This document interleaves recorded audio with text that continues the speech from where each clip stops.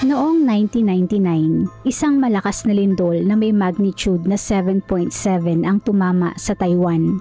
Ang lindol na ito ay naitala bilang ang pangalawa sa deadliest earthquake sa kasaysayan ng Taiwan at nag-iwan ng hindi lang napakalaking pinsala pagdating sa mga ari-arian, kundi kumuha din ng napakaraming mga buhay. Tinatayang nasa higit 2,000 ang mga buhay na nawala sa lindol na ito. At sa minsang isang recovery operation, ilang mga ulo at pira-pirasong katawan ang natagpuan, ngunit lingid sa kanilang kaalaman. Ang dahilan sa likod ng mga katawan na ito ay hindi dahil sa lindol, kundi dahil sa isang nakakakilabot na pagpaslang. Tara at ating buksan ang pahina ng krimen ng kaso ni Wu Yinghong. Kamusta sa inyong lahat? Bago natin simulan ang ating kwento, kung bago ka pa lang po sa channel, please hit the subscribe button at pakipindot na din po ang notification bell para maging updated ka sa susunod nating kwento. Ang Taiwan ay isang bansa sa Asya na matatagpuan sa hilagang bahagi ng Pilipinas. Ito ay prone sa lindol dahil sa ito ay nasa kahabaan ng Pacific Ring of Fire, kung saan nagaganap ang 90% ng mga lindol sa mundo. September 21, 1999, isang lindol na kalaunan ay tinawag na the 1999 Chichi earthquake ang tumama sa Chichi, na isang maliit na nayon sa lalawigan ng Nantou sa bansang Taiwan. Ang lindol na ito ay nagdulot ng napakalaking pinsala na umabot sa tinatayang 300 bilyong dolyar ng Taiwan at higit sa 10% ng GDP ng Taiwan ng nasabing taon. Ang lindol ay nag-iwan ng nasa higit 11,000 sugatan at tinatayang kumuha ng nasa higit 2,000 mga buhay. Maraming rescue worker mula sa buong mundo ang ipinadala upang magbigay ng tulong sa bansa, kung saan umabot ng hanggang taong 2,000 bago tuluyang nakabawi ang Taiwan sa nangyaring delubyo. October 8, matapos ng higit 2 linggong rescue at recovery operation, isang tila ulo ang namataan ng isang mangingisda na palutang-lutang sa isang lawa na tinatawag na Sun Moon Lake na nasa katabing nayon ng Chichi na Yuchi. Ang namataan na ito ay agad na ipinagbigay alam ng mangingisda sa mga otoridad ng Chichi na dumating sa lugar matapos ng kalahating oras. Ang namataan na ulo ay kanila din naman na na-recover at inisip na ang nakuha na iyon ay maaring isang biktima ng lindol na hindi pa naire-report na missing at iyon ay ginawan lamang ng report.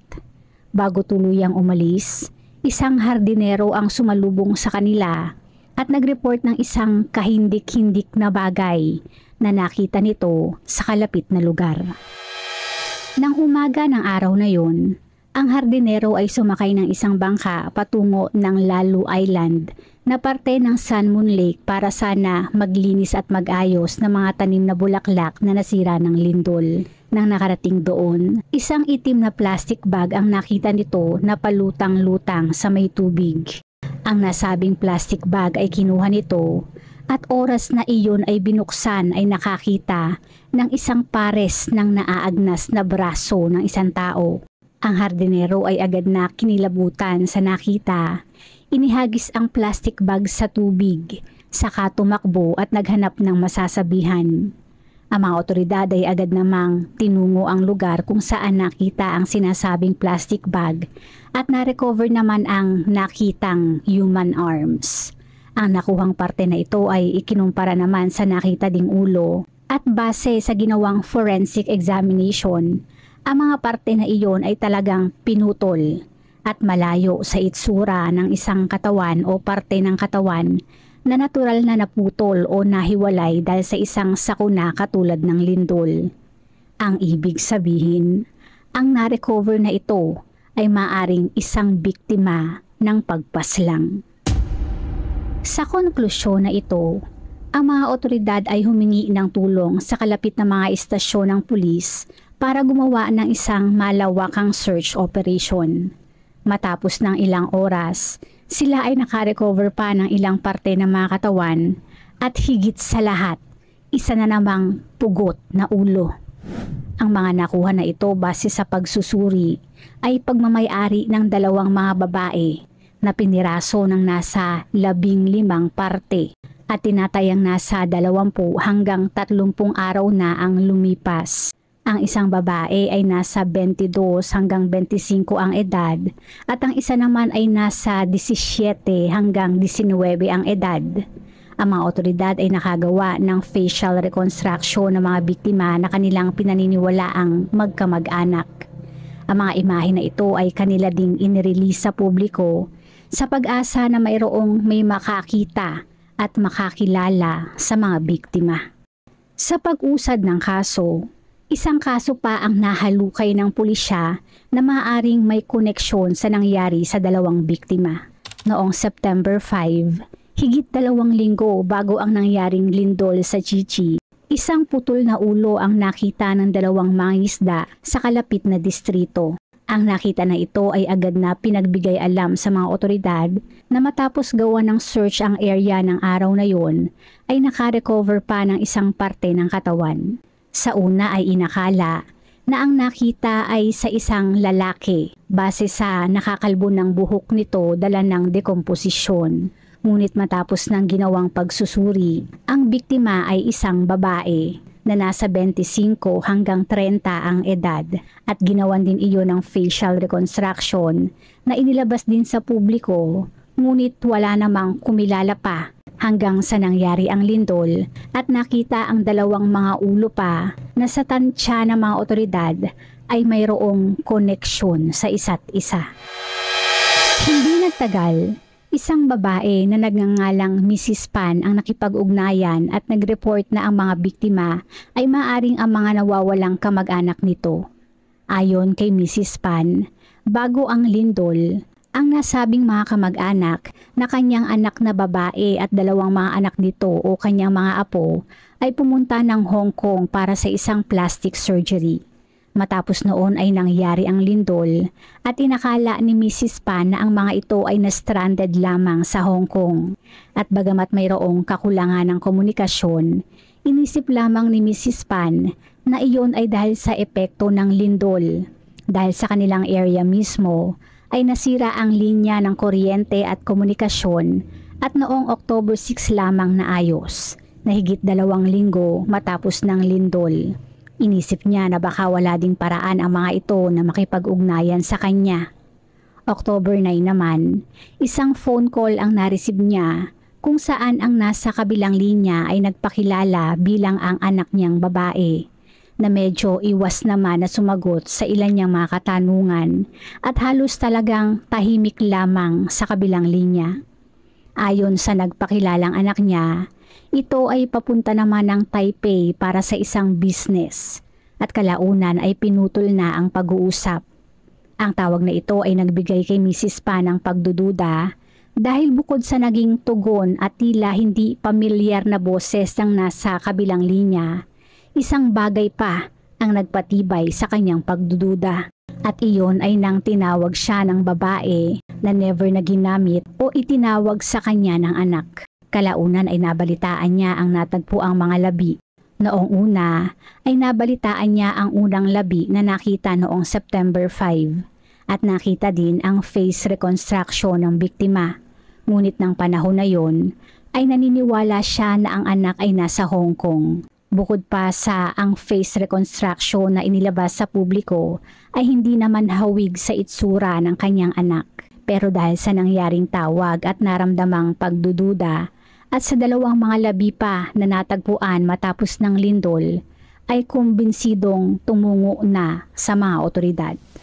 Dahil sa tagal ng pagkakababad sa tubig at dekomposisyon, medyo nahirapan ang mga otoridad na makakuha ng usable DNA sa mga biktima. Kaya sila ay gumamit ng isa pang klase ng DNA testing. At October 12 nang lumabas ang resulta, kung saan nakumpirma na ang mga biktima ay ang kanyang mga kamag-anak.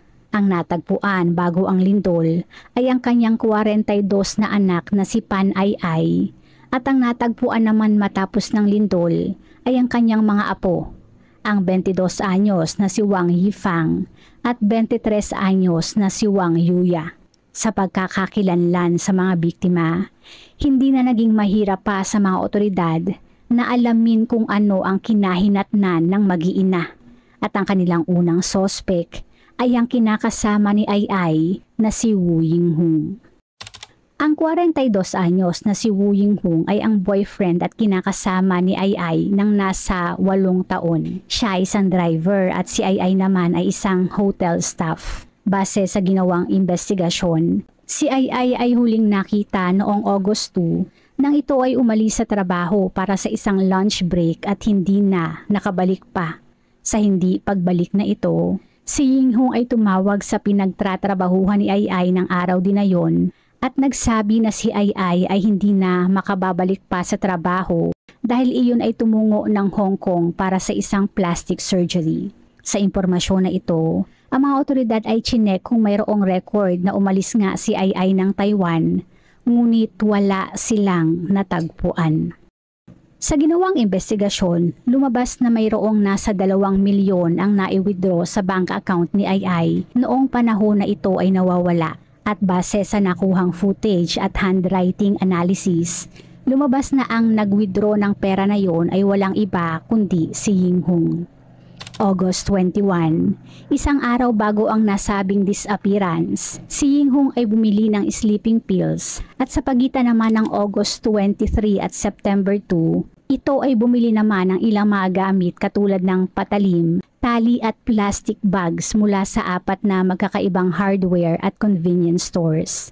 August 26, isang kapitbahay ang nagreklamo kay Yinghong ng mabahong amoy na nagmumula sa bahay ng mga ito. Kung saan ang ginawang eksplanasyon nito, iyon lamang ay isang baboy na iminarinade ni Ai ng nagdaang gabi.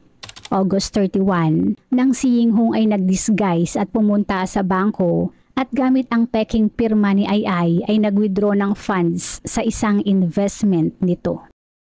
Sa patuloy na investigasyon, September 15, si Yinghong ay namataan na sinundo ang anak ni Ai na si Yifang, kung saan ang dalaga ay hindi na din nakita pa.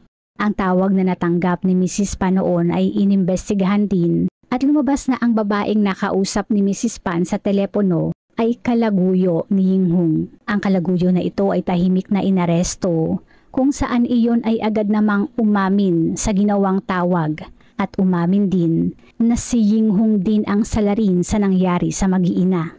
Ayon sa kalaguyo, sinubukan daw nito na kumbinsihin si Yinghong na sumuko, ngunit iyon ay hindi pumayag at nagbalak na tumakas.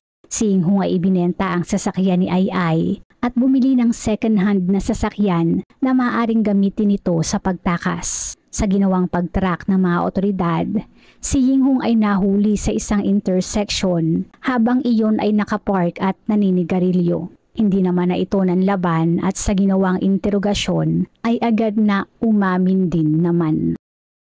Sina Yinghong at Ai ay nagkakilala noong 1991. Si Ai ay bagong diborsyo pa lamang nito at nang nakilala si Yinghong ay agad na nahulog ang loob dito kung saan sila ay nagsama na.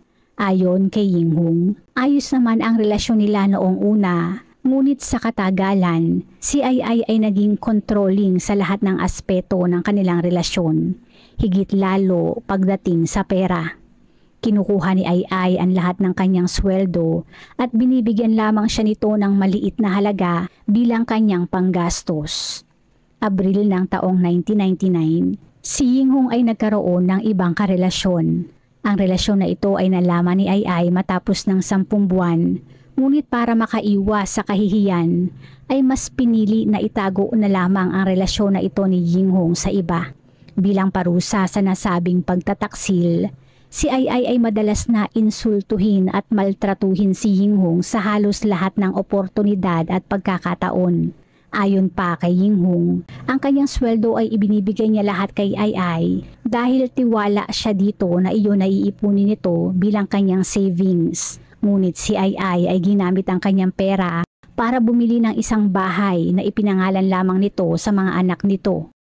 At nang kinompronta niya iyon tungkol dito, siya ay nakatikim pa ng pang-iinsulto at sinabihan na wala siyang makukuha kahit na 5.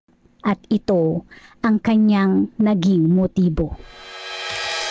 August 21, si Ying Hung ay bumili ng sleeping pills. Kinabukasan, August 22, habang nasa trabaho si Ai, si Ying Hung ay pumunta sa kanilang bahay at inilagay ang mga sleeping pills sa mga gamot ni Ai saka umalis. Maya-maya lang, siya ay bumalik ng bahay at nakita si Ai na nasa sahig na walang malay.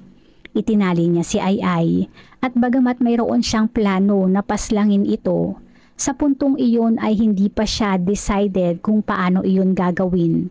At sa paglibot ng kanyang paningin, isang plastic bag ang kanyang nakita at iyon ang kanyang ginamit. Inilagay niya ang plastic bag sa ulo nito at hinintay na malagutan iyon ng hininga. Matapos noon ay kinuha niya ang savings passbook nito saka muling umalis. Iniwan niya lamang doon ang katawan at tinatayang sa mga sumunod na araw ay nag-withdraw ng pera sa bank savings nito. Muli siyang bumalik sa bahay, inilagay ang katawan sa bathtub, naghalughog muli sa bahay at tinangay ang ilang mga alahas. Sa puntong ito ay hindi pa din niya alam kung ano ang gagawin sa katawan ni Ai hanggang isang kapitbahay ang nagreklamo sa kanya noong August 26 na 4 na araw na ang nakalipas sa masangsang na amoy na nagmumula sa kanilang bahay. Para hindi gaanong mangamoy ay nilagyan niya ng tubig ang bathtub at inilubog niya ang katawan doon. At August 28 nang siya ay nagdesisyon na pirasuhin ang katawan nito. Dito na siya bumili ng mga gamit para sa naging plano at ginawa ang pagpiraso. Ang mga piraso ay inilagay niya muna sa ref at muling nag-isip ng susunod na gagawin.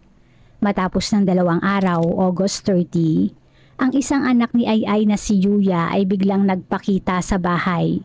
Ang mga anak ni Ai ay hindi nakatira kasama nila sa bahay at ng araw na yon, si Yuya ay may daladalang pagkain at nasa akto na bubuksan ang ref. Agad naman iyong napigilan ni Ying Hung. Bagamat nakaligtas man sa maaring pagkabuking, sa nangyari na ito, isang bagay ang napagtanto ni Ying Hung. At iyon ay ang dispatsahin na din ang 2 mga anak ni Ai bago pa magkaroon ng hinala na nawawala ang ina ng mga ito at kanyang ikabuking. Kinabukasan, August 31, si Ying Hung ay nag-drive papunta sa ilog kung saan niya itinapon ang mga parte sa pag-asa na iyon ay tangayin sa kawalan ng agos ng tubig. Siya ay pumunta din ng bangko at nagpanggap bilang si Ai at iwinidraw ang investment fund nito. Ang kanyang kasunod na plano, ang pagdispatsa sa 2 mga anak ni Ai. Matapos ng 4 na araw, September 4, habang si Yifang ay nasa kanyang driver's test kasama si Yuya, ay nadaanan nila ang sasakyan ni Ai na minamaneho ni Ying Yung. Dito nagkaroon ng pagkakataon si Ying Hung na umpisahan ang kanyang plano. Sinabi niya sa 2 na inihatid niya si Ai sa airport at iyon ay patungo ng Hong Kong para sa isang plastic surgery. Ayon pa kay Ying Hung, gusto ni Ai na isama si Yuya na pinaniwalaan naman ng 2. Kaya si Yuya ay iniwan na si Yifang at sumakay sa sasakyan ni Ying Hung. Sa sasakyan ay may ibinigay naman si Ying Hung na inumin kay Yuya na may halong sleeping pills. Matapos na nawala ng malay si Yuya, iyon ay dinala niya sa bathtub at nilunod. Matapos noon ay piniraso niya din ito at inilagay sa ref ang mga piraso. Ang balak niya ay dispatsahin iyon kapag naisunod na niya si Yifang. September 15, si Ying Hung ay pinuntahan na si Yifang at nagsinungaling na kailangan din itong pumunta ng Hong Kong at kinumbinsi din na kailangan itong dalhin ang passbook nito sa bangko.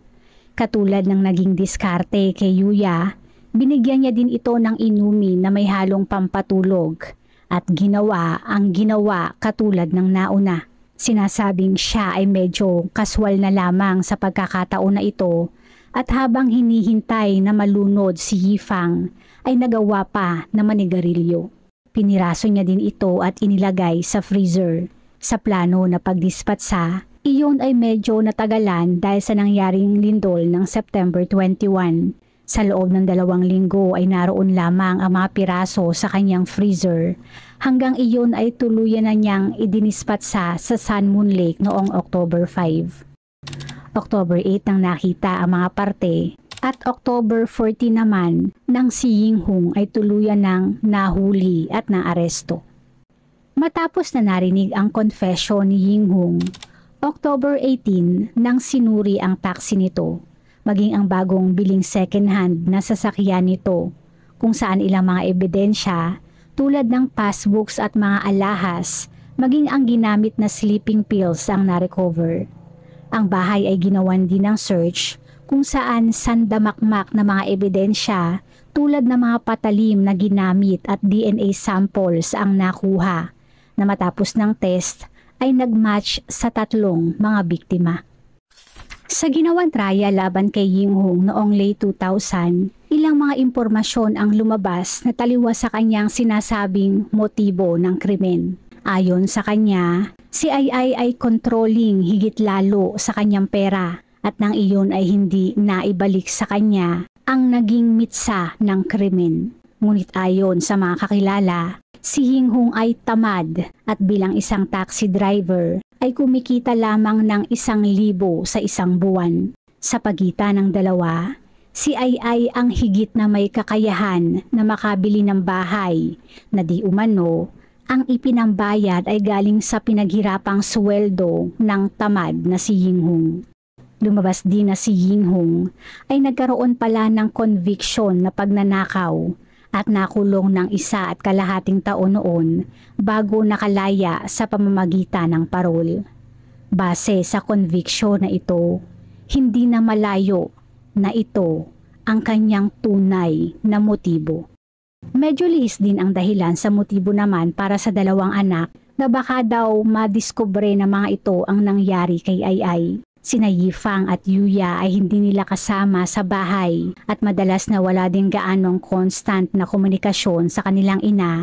Kaya para sabihin na baka aksidente siyang mabuking na mga ito ay medyo mababa ang porsyento. Sa ginawang search noon sa ibang parte ng katawan, ang ibang mga parte ay hindi na natagpuan at kabilang na dito ang mga sexual organs. Sa hinuha ng ilan, si Ying-hung ay maaari kayang mayroong ginawa doon na kababalaghan. Agad namang idininay ni Ying-hung ang espekulasyon na ito at ayon pa dito, wala itong ibang ginawa. Sina Yifang at Yuya ay itinuring na niyang mga anak at kung patuloy siyang magsisinungaling ay wala din naman siyang mapapala at ang tanging naghihintay sa kanya ay kamatayan. Hindi naman siya nagkamali dahil kung meron o wala man siyang ginawa, noong January 2001, siya ay hinatulan ng kamatayan para sa buhay ng mag-iinang Ai, Yuya at Yifang. Hindi na din naman siya nainip at matapos ng nasa 6 na buwan, July 2001, siya ay humarap na sa kamatayan sa pamamagitan ng firing squad bilang kanyang execution. Bago isara ang ating pahina, shoutout po sa ilan sa ating manonood.